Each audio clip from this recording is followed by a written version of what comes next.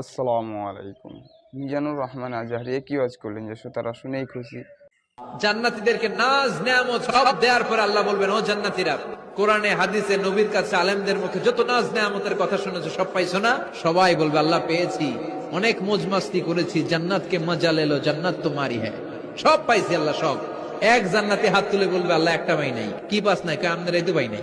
আল্লাহ আপনারে পাই নাই। তখন আল্লাহ তাআলা নিজের গোপন সৌন্দর্যকে সেদিন জান্নাতীদের কাছে প্রকাশ করে দিল। বিশাল এক কনফারেন্স রুমে জান্নাতের ভেতরে লক্ষ লক্ষ নবীদেরকে নিয়ে বসবেন। সবার সামনে থাকবে বিশ্বনবীর সিংহাসন, সুবহানাল্লাহ পড়ে। তারপরে অন্যান্য নবীরা, আল্লাহর ওলিরা, শাহিদরা, সালেহিনরা, মুমিন বান্দারা, আপনারা সবাই থাকবেন ওই দিন ইনশাআল্লাহ। কোন আল্লাহ তার নিজের সৌন্দর্য প্রকাশ করবে জান্নাতীদের সামনে। লক্ষ লক্ষ কোটি কোটি জান্নাতীরা বসে থাকবে, আল্লাহ দেখাবেন ওনার সৌন্দর্য। 70,000 নূরের পর্দার কথা আমরা বলি, বর্ণনাটা দাঈফ, আসলে যে কত পর্দা আল্লাহই ভালো জানে।